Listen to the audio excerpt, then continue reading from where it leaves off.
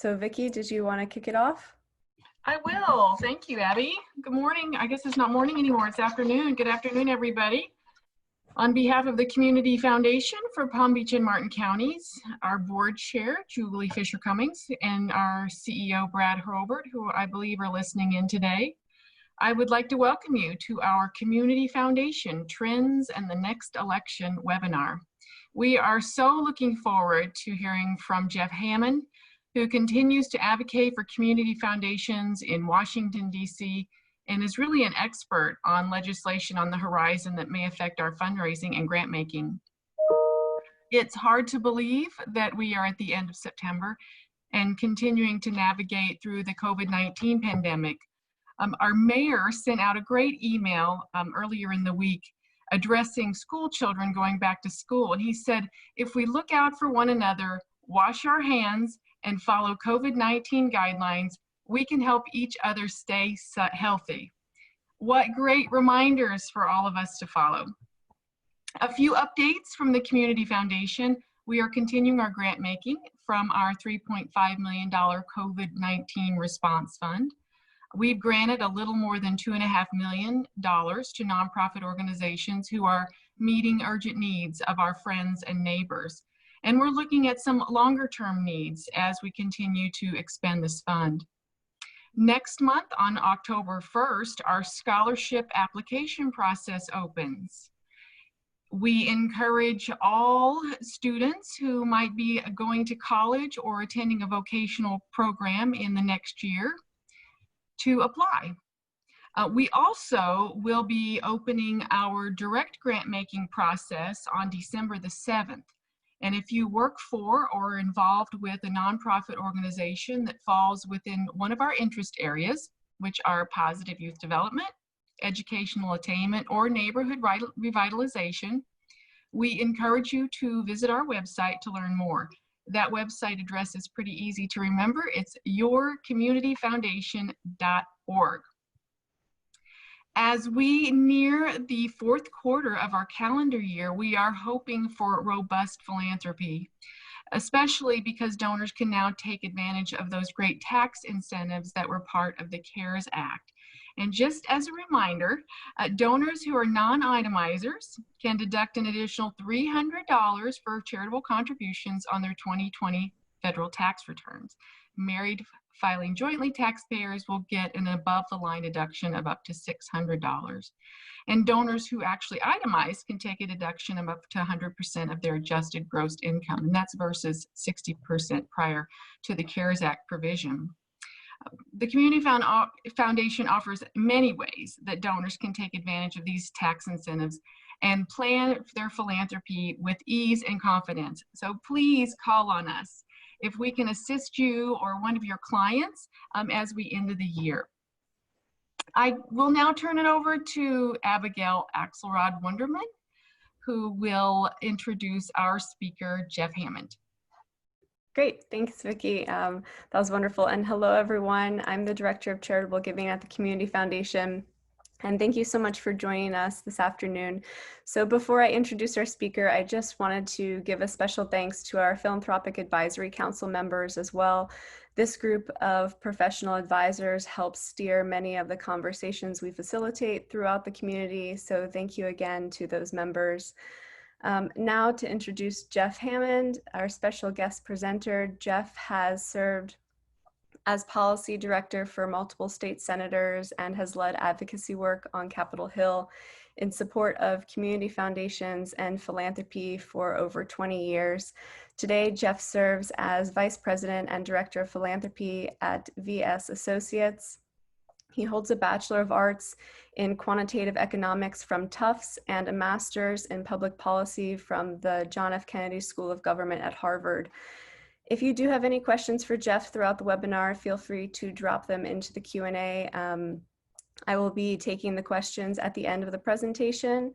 Likewise, we are recording this session and we'll share the link with you after the session is recorded. So thank you again for joining us, and I'll pass it on to Jeff. Great. Thank you, everybody. It's great to be here. We have a presentation that we're going to show. We're going to talk about some of the work we do in DC for community foundations. and also some of the issues that might be on the horizon for charities. And so I'm just and you're going to share your screen, right, on your end, so I can see. Okay, because I can't see the presentation yet. Can you see it now? No, oh, there it is at the top. Hold on, sorry, I'm just trying to. There we go. Okay. As Abigail said, I work in DC for about 130 community foundations, and we manage a partnership. I direct a philanthropy practice here in DC that helps foundations talk about what they do on the Hill. And the reason we started this practice is because in my time as the economic policy director for Senator Schumer, I really found that very few foundations actually came to the Hill to talk about what they did. Staff on the Hill would hear from a membership group. There'd be an annual event called Foundations on the Hill, where all the foundations would come do one big fly-in to talk about an issue that affected the field, like the private foundation excise tax. But it was very, very rare for a foundation to come talk about its actual grant making. So that's how we started this practice. And our biggest client is this group of community foundations, of which the Community Foundation in Palm Beach is one of the partners we work with. So we can go to the first slide. We can talk about this group that we have.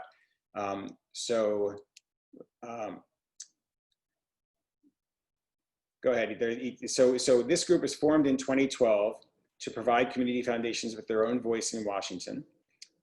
We started with 18 foundations. We now partner with 130 foundations in 46 states, and about 10 of them are in Florida. And it's not just the big foundations. So in our group, we have foundations that are big and small. We have red states and blue states. We have urban and rural. At least half the group has under 200 million in assets. And we've set it up not to be competition for the Council on Foundations or independent sector. We're a different voice doing different things. And what's really important about that is that if you think about philanthropy and you think about to the tax committees in Congress, the Ways and Means Committee and the Finance Committee, there are a lot of folks in those committees that may not have a lot of private philanthropy in their districts. They don't have MacArthur Foundation or the Ford Foundation or the Knight Foundation in Miami, or Packard or Hewlett out in California. But every congressional district has a community foundation. And so it gives us a certain amount of political relevance that other types of foundations may not have, because we can go into any office and I can get somebody on the phone who's a constituent, and it changes the nature of the work that we do. So you can go to the next slide. So here are some of the things that we've been working on in 2020. So we've been continuing to build a brand for community foundations on Capitol Hill. So what's your role? How are you different? What are your local accomplishments? We're probably the most visible entity in Washington arguing for donor advised funds generally, both on the policy and communications side. And I say the present one is because Fidelity, Vanguard, and Schwab, surprisingly, and I know there are advisors on the call and who probably have clients with Fidelity, Vanguard, and Schwab or other DAF sponsors, in addition to the Community Foundation. But surprisingly, they don't have lobbyists here. Fidelity Investments does, and Schwab Investments does, but the donor advised funds, the charitable gift funds don't. So we're really the most robust donor advised fund presence on the Hill. We provided support as needed to help push back on the California DAF legislation. Earlier this year, there were some folks in California trying to push some regulation. That bill ended up not being considered this session. The Assembly passed it and the Senate didn't take it up, but that might come back in a future year. And we've been trying to make donor advised funds eligible for various charitable incentives under the COVID relief legislation. A few other things we've been working on. We've been pushing back against proposals like the Madoff-Arnold proposal or patriotic millionaires. So there'll be more on that to come. I'll explain a little bit more on this in a few minutes. I have a communications consultant working with us who works with reporters on the role of community foundations in the COVID pandemic, natural disasters, high rates of DAF grant making in response. We want to make sure that reporters understand the role of community foundations during these crises and how instrumental they are. And we've been working with community foundation leaders on the response to the erroneous report recently from the National Committee for Responsive Philanthropy on giving to Black communities. I don't have to go into too much detail on that, but a report came out a few weeks ago that looked at some data that was misleading or incomplete, reporting that a number of community foundations in, say, majority African-American communities gave 0% or 1% of their grant making to African-American organizations or organizations that benefited the Black community, which some of the organizations went through their grant making after in response and said, like, our rate is 60 to 80%. This is just totally wrong. And so it's just a matter of counting and how the data was counted. You know, we've talked to, for example, the Community Foundation leader in Memphis, where they have a multi-million-dollar grant making program that goes to the local school system there, which is 90% African American, I think he said. And so that wasn't counted. There are dozens and dozens of examples like that. So we've been pushing back against that. You can go to the next slide. So here are some of the charitable sector priorities right now. So the sector was pushing for changes to the PPP program and other programs to benefit the nonprofit sector, but the aid packages are likely set aside for now. We're not going to see much legislation for the rest of this year, we don't think. It's possible that this middle of the ground proposal that has been pushed by a group called the Problem Solvers Caucus may get some traction, but I doubt it. So we don't really think there's going to be a much more COVID relief legislation coming. The big push right now is expansion of the above the line deduction for charitable giving. So this is a proposal that's introduced by a few senators, such as Lankford from Oklahoma and Coons from Delaware. And so we are really trying to push that. And the main reason we're pushing that is because it includes donor advised funds. And we worked behind the scenes with some of the sponsors of the bill to make sure they didn't exclude us. Like the CARES Act provisions, like the one that Abigail mentioned, these two provisions both excluded donor advised funds. And so the Lankford Coons proposal doesn't exclude them. So our community foundations group has generally been supportive. Next slide. So one of the questions that the charitable sector has to think about is, will changes around the margin be enough? So there's a recent Gallup survey saying that the share of Americans giving to charity is down to 73%, which is a new low. Big declines among modest income groups. And this isn't unexpected after the changes in the 2017 tax law, which reduced the number of people who itemize their tax deductions. So it's something that wasn't unexpected, but we're watching very closely. Another poll found that 1/5 of donors said they won't be giving to charity until the economy is back up and running. And so one thing that a lot of folks in the sector are watching is, will COVID-19 affect the trend line? So for example, we've seen increased giving lately. So will this affect the overall trend line, or will declines in income because of the pandemic outweigh this increased generosity we've seen in recent months? One statistic we pulled together for a lot of reporters in terms of donor advised funds and community foundations, we surveyed the ones that we work with and had them compare sort of like the March, April, May grant making from donor advised funds this year to the March, April, May period from last year, and saw very, very significant increases. And this was on top of the already high payout rates. So we've been making sure people understand that even in an economic downturn, that money in donor advised funds is really the lifeline for a lot of smaller charities. But we're also asking whether the changes the sector are asking for are really big enough, meaning one of the concerns people have is if you look at the data on charitable giving, going back the last 20, 30 years, basically stays at around 2% of income. And there are differences across income groups, but if you look at the whole population, charitable giving is around 2% of income, and it stayed that way for a really long time. So the question is, are these kinds of modest changes, like doing something else on the charitable deduction, for example, is that really gonna change is it gonna cause big change? Like, do we really wanna tinker around the edges, or are there proposals out there that would make people substantially more generous? And so there are different groups in DC working on that. There's one, I wouldn't say it's an entity because it's not really a nonprofit, but there's this group called the Generosity Commission that's looking at a bunch of different proposals and paying for research to see if there are ideas out there that would ramp up charitable giving. Next slide. So let's talk about donor advised funds, because they're a very important tool for community foundations. And let's run through a couple of the criticisms that we see. So one is that people will just open them and park their assets in them, and that there are a lot of inactive funds. We find this isn't generally true at community foundations. There might be some people who are putting money in a fund every year for a few years so they can make a larger grant a few years down the road. But by and large, most community foundation donors are active, and most of the foundations we work with have an inactive funds policy that says if you haven't made a grant in a couple of years, we're going to step in and use our variance power to make grants for you. One issue we hear a little bit about, and one of our major donor advised fund critics talks about this statistic all the time, is that there are about 25% of DAF sponsors that don't have any payout at all. But these are odd DAF sponsors. Many of them only have one DAF inside them. So it's not like a community foundation. It's not a Fidelity or a Schwab or a Goldman. They're entities we don't know a whole lot about, where maybe they have one DAF in them, maybe they have two DAFs in them. And I think everybody in the field would agree that these kinds of structures are a little unusual and we should look at them.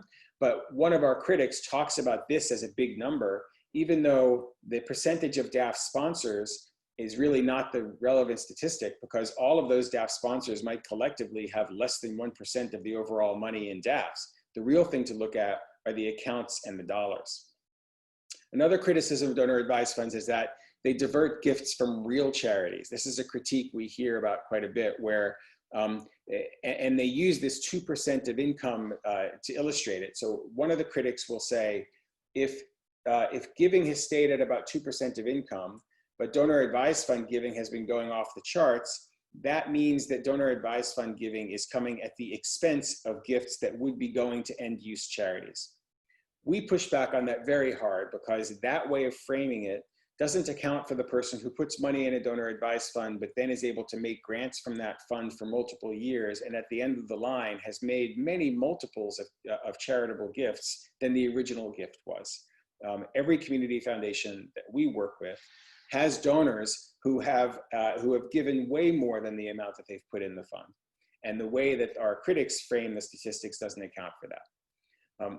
Another critique is the overvaluation of non-liquid gifts. So gifts of property that, for example, might be worth less by the time a charity sells them than what somebody took in a deduction. So this is a critique we hear. Private foundation to donor advised fund transfers. This is something that some of our critics would like to stop. And we did a call with them yesterday where we tried to explain how many community foundations work with private foundations in their area that might be small family foundations or family offices that don't have a lot of staff. And they use the community foundation staff to help advise the grant making and make sure it's most effective. And so they'll put a portion of their 5% payout into the donor advised fund at the community foundation, so they can use the staff at the community foundation to help make the grants. That's a good thing. That's not a bad thing. So we're trying to help our critics understand that what they view as a loophole is many times done for a good charitable outcome. And we hear about lack of transparency and anonymity as well. But the interesting dynamic that we face here in DC is that even the harshest staff critics like community foundations. Next slide.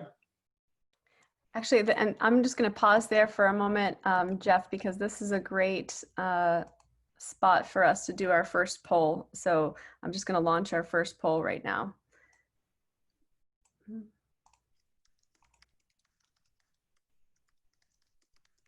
Okay, so do you think there should be different regulations on donor advised funds at community foundations versus those at bigger bank charities like Fidelity?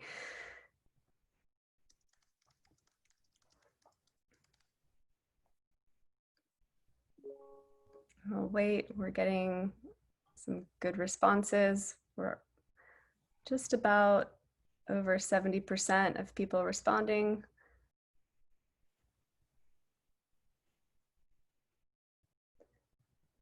Give it a few more seconds. Okay, and here we go. So it's pretty even across the board. Interesting. It's at a tie for people think they should or should not. So interesting. All right. So, and with our random sample of 20 something people. So that's our, what would the confidence interval be on that though? Plus or minus? Exactly. Love it. Okay, so sorry. Thanks, Jeff, for amusing me. Now we'll continue. So in terms of thinking about donor advised funds, we as a field, meaning community foundations, have some interesting strategic options. And there are three main strategic choices, each with distinct pros and cons. So the first option is this kind of loose status quo, where everybody stays together. You've got Fidelity and Goldman and community foundations and United Way and the Jewish federations, like all the DAF sponsors kind of stay together. maybe we change our PR or marketing strategies to donors a little bit. But basically, this is option one, is the status quo. Option two is the negative ask, meaning we're going to ask lawmakers to do something negative to somebody else. So this would be the charities band together and sort of work against the commercials and say, like, we're better, they're not as good. You know, their fees, for example, are going to a corporate parent. Like, what is their real charitable involvement? We're totally different than they are. So you should remove their special status and keep us how we are now. That's the negative ask. There's always risk in that when you go to lawmakers and like point the finger at somebody else, but that's one of our options. The third option is the positive ask, where we go to the Hill, we go to lawmakers and we say, community foundations are wonderful, we're different, we're unique, and we should have a definition like private foundations do. And you don't have to make it just about donor-advised funds. You could make it about any kinds of, you know, any issue, but at least then you have a definition or a category that recognizes us as distinct or different. Next slide. Here are some possible post-election tax proposals that we might see. So I'm following all of these and I'm happy to answer questions about them. So the first is the Vice President Biden has in his tax proposals a limitation on itemized deductions. So right now you get to take deductions and they're valued at your tax bracket. So if you're in a 40% tax bracket, you give $1,000 to charity, it only costs you $600. So that he wants to reduce the percentage. This was also President Obama's proposal that never passed. But Biden has a number of proposals to try to get more revenue from upper income people. So this is a proposal that he has out there. Another proposal is Ray Madoff and billionaire John Arnold from Houston. They have a number of proposals for foundations and donor advised funds, and we're in close consultation with them. And it's been a very interesting process because as Ray Madoff, who's a professor at Boston College and one of our most known critics, our meaning donor advised funds, not community foundations, as she was calling around to community foundations trying to build support for her proposals, all the CEOs she was calling was saying, you better talk to Jeff. So I guess that's good. But so it's gotten me kind of looped into lots of conversations with them. Yesterday, Ray and John did a call with 8 very well-known community foundation CEOs around the country.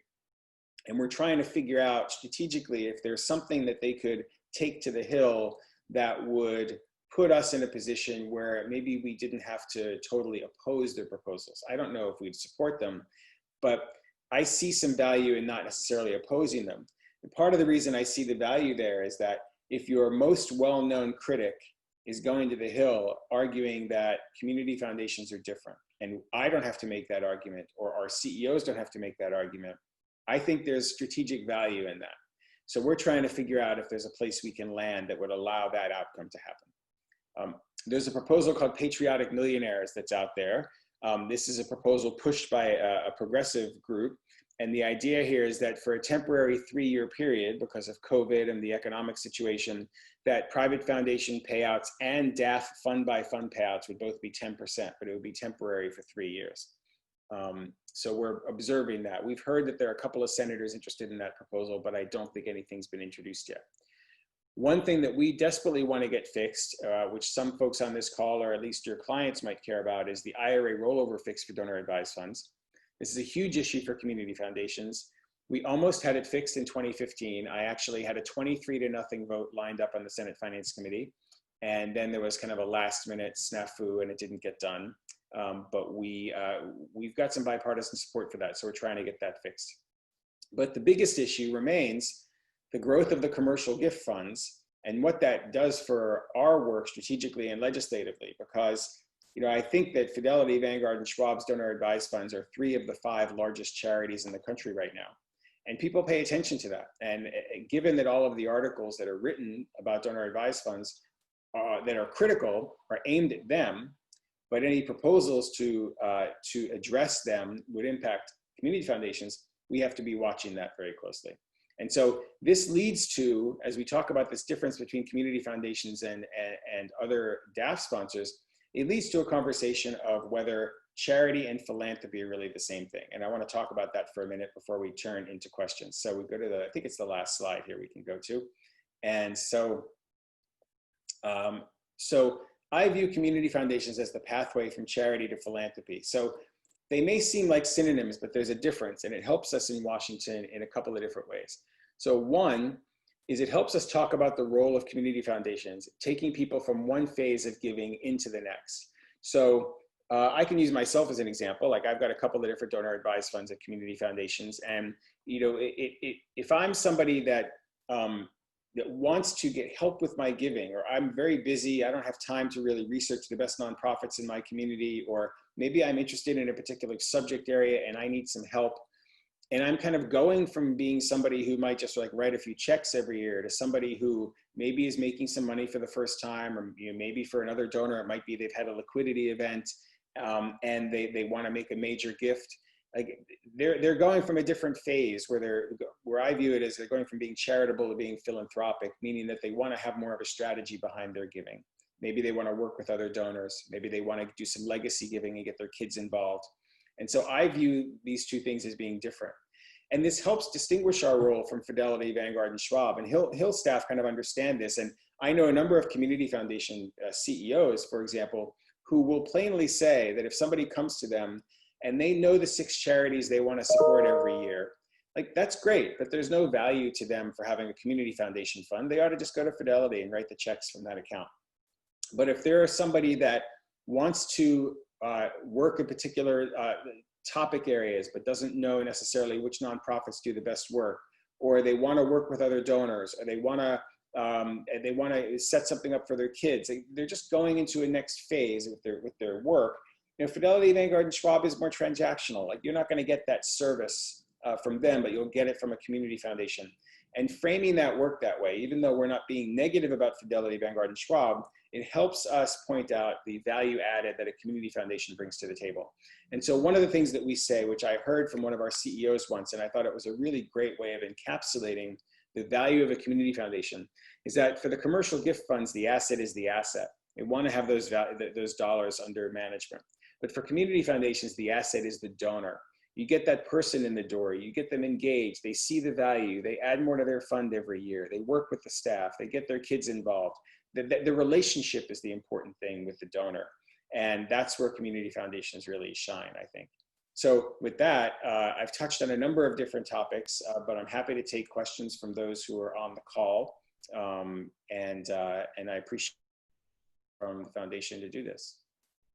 Great, thank you so much, Jeff. So we have one more poll that I'll launch right now, and it fits in really well with the sort of charity versus philanthropy. So do you think there is a difference now between charity and philanthropy? And I'll let it run for a few seconds. While everyone is also thinking of their questions, you can populate the questions into the Q&A.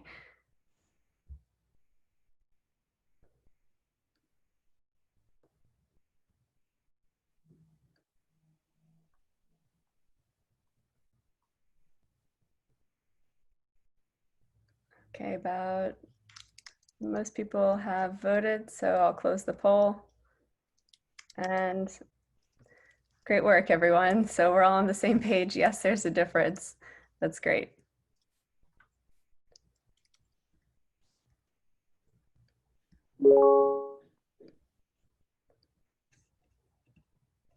Okay.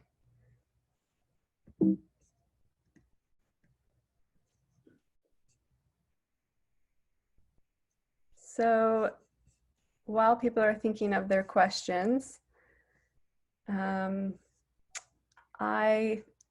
had a few, oh, actually a few are coming in. So here's one. Are there issues beyond tax and donor advised fund regulations that community foundations are advancing nationally, especially issues about social justice, race, and equity?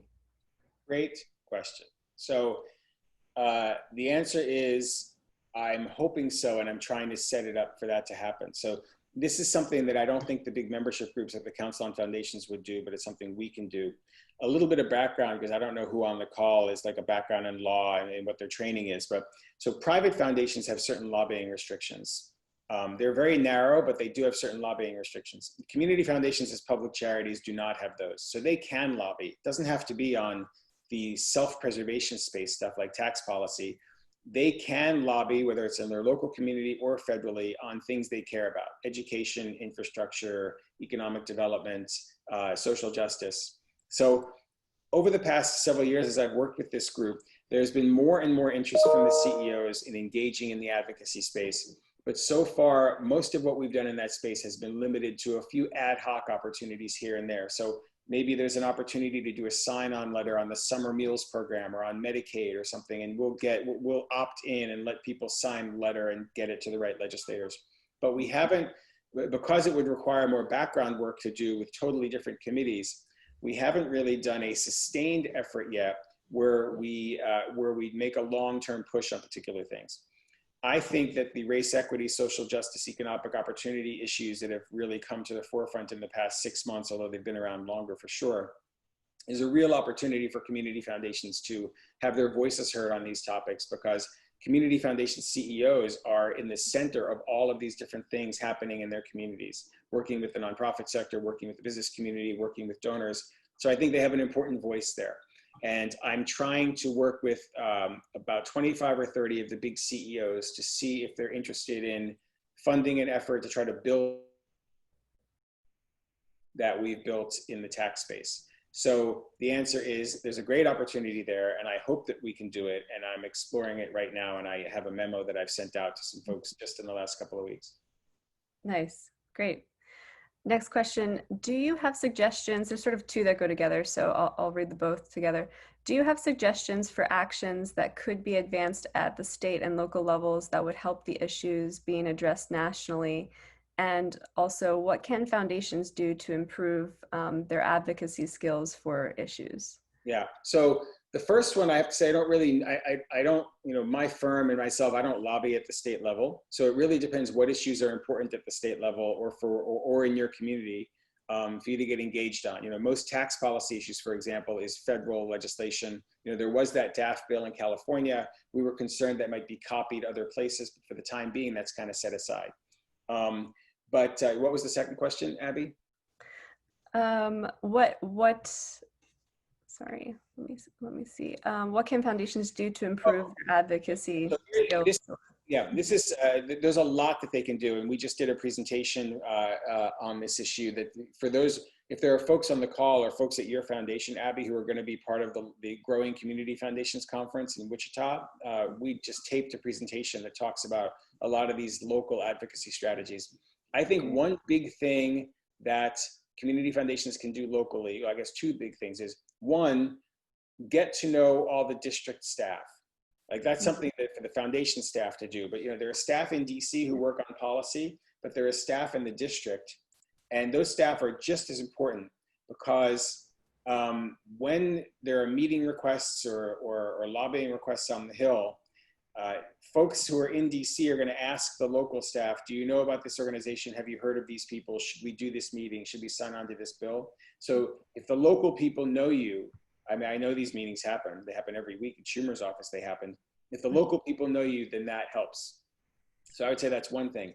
And another thing is that it's one thing if there's a meeting where Brad can go in as the CEO and make an ask, but a member level relationship with sort of a donor or a board member might be a different kind of conversation.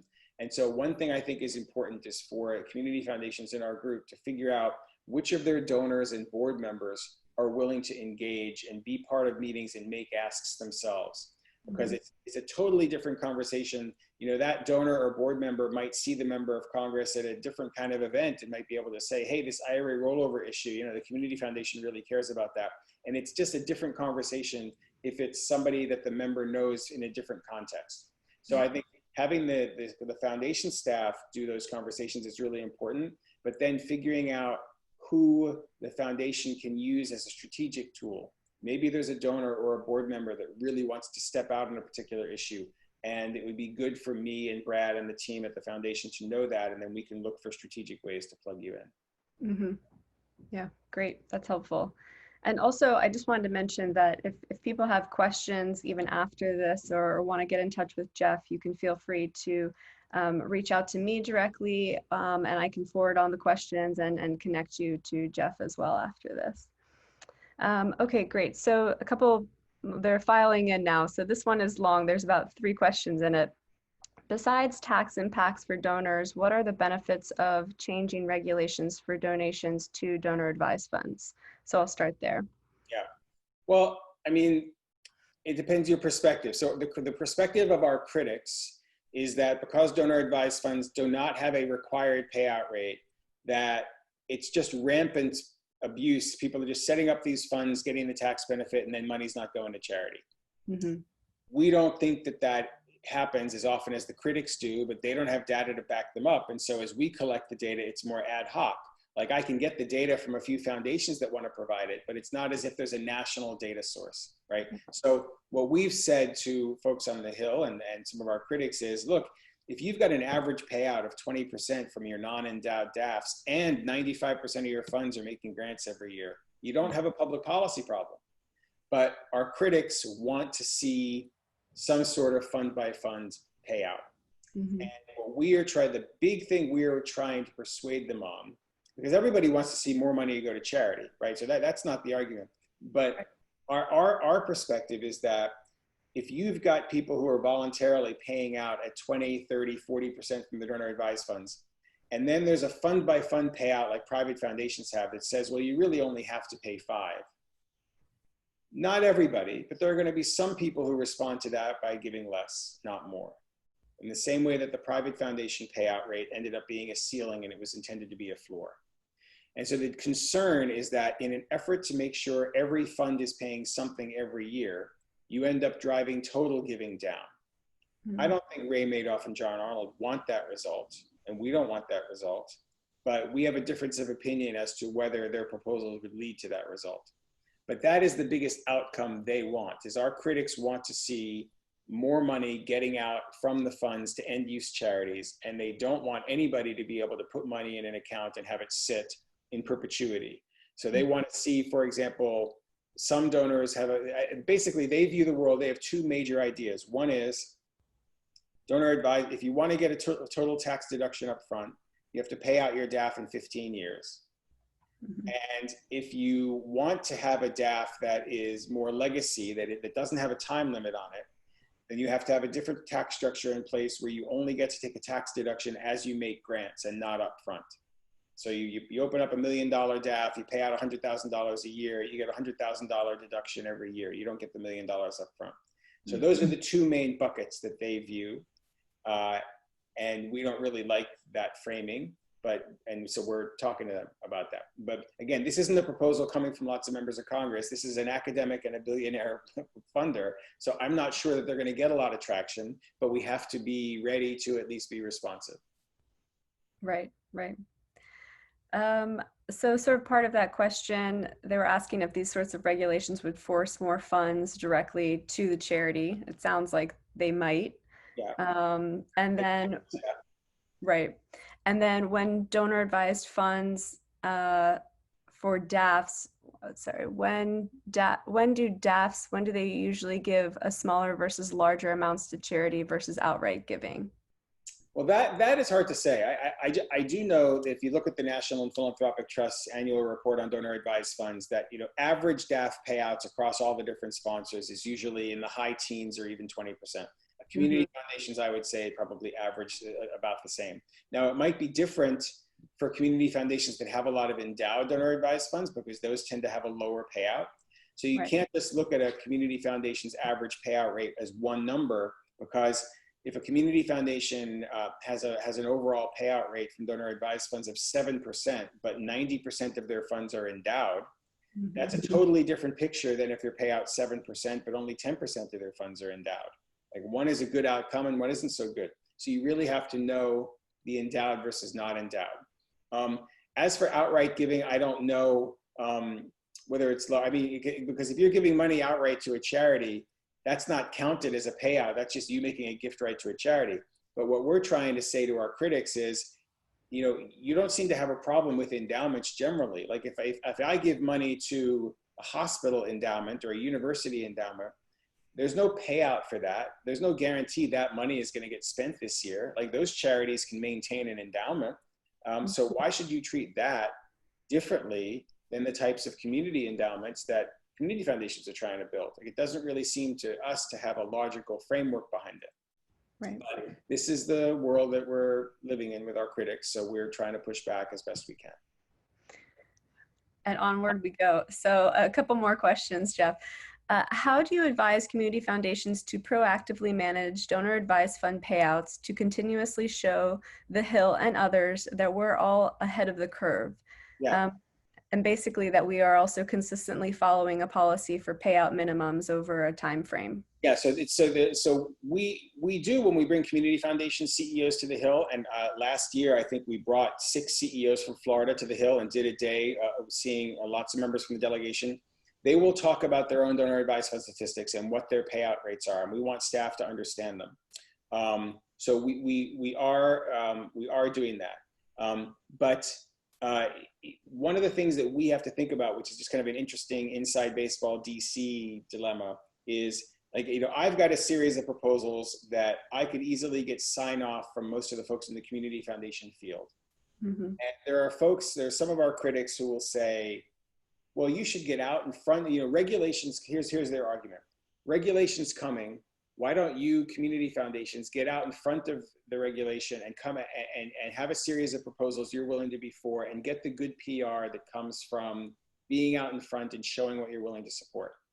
To which the community foundation CEOs respond and say, why should we be throwing out there before we're forced to what things we're going to support? Like, what advantage is there strategically to getting out there if nobody's going to be whacking you? Like, if nothing's going to end up happening, why should you throw something out there just for the good PR value of it? We want to wait until we have to do something. So there is that kind of strategic dynamic of what the best choice is. I don't think anybody necessarily knows, but it is a topic of conversation that our clients are kind of engaged in. Mm-hmm. Great. Now, another question. So what are your thoughts and critics' thoughts on strategic and ESG fund investing for donor advised funds to do more with dollars beyond the traditional grant making? And that's a big topic I'm hearing across the board too, impact investing. So in terms of how the funds are invested inside the foundation, I don't have a lot of insight, but what I will offer, which I think is an interesting trend, is that there are a number of community foundations that are starting impact investing portfolios. Maybe that's related to the question. Mm-hmm. And I think that's a really interesting dynamic to help more people who are not super wealthy kind of get engaged in that space. I like the impact investing space. I think it's really interesting, and that policymakers should be following it more closely. So I would like to see more community foundations get engaged there. I don't know whether Palm Beach is doing anything, but I know there are a number of community foundations around the country that have gotten the okay from their boards to have these impact investing portfolios. One of the trailblazers there has been Cincinnati. And so they've done a lot, and they've put together a whole manual on how to do it and everything. So the Greater Cincinnati Foundation was a trailblazer, but other community foundations are also doing that. Right, great. So there is an apparent divisiveness at the legislative level between parties. Is there a willingness at the staff level to reach across the aisles to advance issues of mutual interest to find common ground? So I would say, well, I've been off the Hill now for 9 years. Wow. So I would say when I worked on the Hill, we would always have a joke about how the staff could solve any problem, right? We could see, because unless you worked for a member who's like just, you know, crazy town, basically staff all worked together and looked for bipartisanship where there could be some. Mm-hmm. It's much, much harder now because people are really dug in. And I think at least in the Senate, staff are so frustrated with, and I know both parties have done it to some extent, but I just, as an observer of it, I just think one side has been worse at it than the other. But taken the Senate to a point where it's just not a functioning institution any longer. Mm-hmm. And that makes it harder for staff to work together because they realize that there's no chance of the members really working together. So it just makes it harder. But again, I've been off the Hill for 9 years, so I can't speak to the day-to-day dynamic, but I do talk to staff up there who were there when I was up there, and there is this greater level of frustration, but there's also just kind of a greater level of anger. So like on the tax, like the tax space is a great example. So the 2017 tax cut bill that was pushed through when Trump came through, like that language was drafted in 6 weeks without a single hearing. There's no involvement from the Democrats. Nobody wanted to work together. You know, if you contrast that with, for example, when the Democrats, after Obama got elected, when the Democrats were working on the Affordable Care Act, like I don't have the numbers right in front of me, but there were dozens of hearings, tremendous efforts to get Republicans on board. I remember that Senator Baucus delayed the hearings for weeks so that he could just work on Senator Snowe from Maine, who was on the Finance Committee at the time. So there was a lot of effort to engage with the other side. In fact, if you recall, the whole design of the Affordable Care Act was based on a Republican proposal, because there was thinking that we'll be able to get a number of Republicans. This was something from the Heritage Foundation originally. And their thinking was, we're going to work with the Republicans and try to get something that can get 60 votes and get a lot of people on board. And there was such opposition to working with the Democrats on anything that it just really poisoned that atmosphere. But there was a lot, when that bill was drafted, there were a lot of hearings. It took more than a year, I think, for that bill to be put together. And then you compare that with the tax cut legislation, which was drafted behind closed doors with no involvement, had a lot of technical errors. And I think for the tax staff, that was a very frustrating experience, because like that really hadn't happened before, right? To have a major piece of legislation like that put together without a single public hearing. So I would say it's not a great atmosphere up there right now. And I don't think it's going to get any better with the Supreme Court situation. So I'm not hopeful. Okay. Sorry.